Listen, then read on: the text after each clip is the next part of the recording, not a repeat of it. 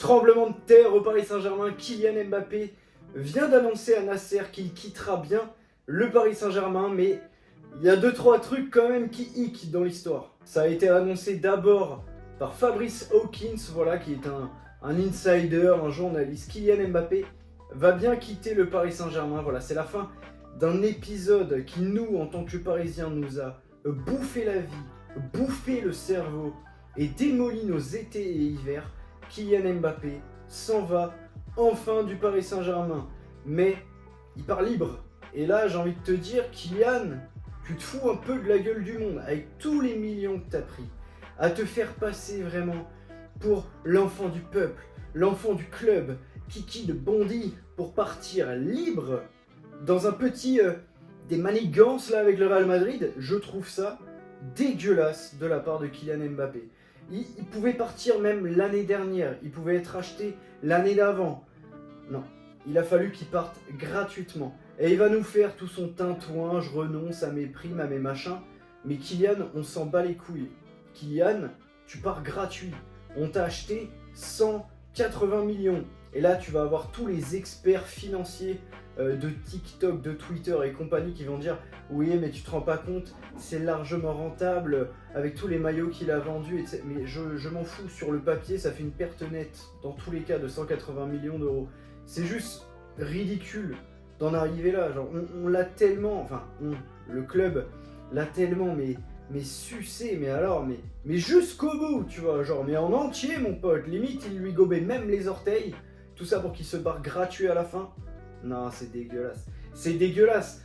Les supporters, certains des supporters qui étaient allés voir un des entraînements, ont vu les joueurs. Kylian Mbappé a laissé sous-entendre que oui, il restait des trucs comme ça. Ou alors peut-être que c'était les gens qui avaient mal compris, mais peut-être que Kylian Mbappé aurait pu mieux s'exprimer. Ou tout court, ne rien dire, juste faire des coucous comme ça.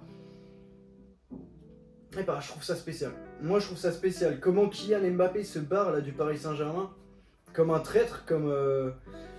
J'aime pas ça. Alors oui, sportivement, il y a des questions qui se posent. Maintenant, voilà, on avait déjà fait une première vidéo qui avait été largement commentée, on va dire, de toutes parts sur tous les réseaux, par des gens pas contents qui défendaient Kylian Mbappé, mais là, maintenant, qu'est-ce qu'on peut dire, en fait, pour le défendre? C'est possible de le défendre maintenant ou pas? Genre, il s'est fait vraiment, mais goulûment, voilà, t'as capté tous les étés, tous les ans, par les supporters, par le président du club et même de la République pour se barrer libre au Real Madrid. Non, c'est ridicule. Et puis le Real Madrid, c'est pareil, tu vois. Le train ne passe qu'une fois, bien sûr. Ils sont passés 15 fois. 15 fois, ils sont passés. Mais voilà, sportivement, il y a des questions qui se posent. Alors, meilleur buteur du club, ok. Et ensuite, qu'est-ce qu'il nous a apporté, Kylian? Qu'est-ce qu'il nous a apporté? Me dites pas une finale de Ligue des Champions. Parce que si on la gagne pas, c'est aussi grâce à lui. Me dites pas des bons matchs en Ligue des Champions. Parce que si c'était pour se chier dessus le tour d'après, ça changeait rien non plus. Ne me dites pas des Ligue 1, parce qu'on n'a pas besoin d'Mbappé pour gagner la Ligue 1.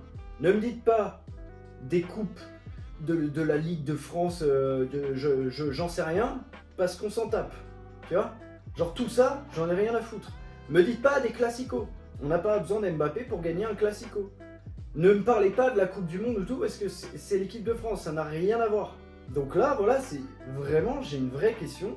Kylian Mbappé, qu'est-ce qu'il a apporté au Paris Saint-Germain? À part créer sa dictature, à part être littéralement dégueulasse avec le club et ses supporters maintes et maintes fois, pour se barrer maintenant gratuit. C'est marrant quand même, j'en ai parlé, tout le monde disait « Ouais, t'es un anti-Mbappé, tu supportes le PSG ou t'es juste un anti-Mbappé ?» Ouais, je supporte le PSG, ouais. T'as un mec qui est venu 180 millions d'euros. Il a pris des centaines de millions d'euros. Il nous a cassé les couilles. S'il nous avait tant que ça respecté, il nous aurait dit dès le début, ouais, je me barre. Je me barre. Plutôt qu'attendre de se faire lécher, nanani, etc. Et puis je reste, oh, et tu sais quoi, je prends pas la prime à la signature. Et tout le monde se dit, mais c'est un héros. Ouais, bien sûr, ouais, c'est un héros. Ouais. Il y a une autre question maintenant qui se pose. Ils vont faire comment le Real Madrid?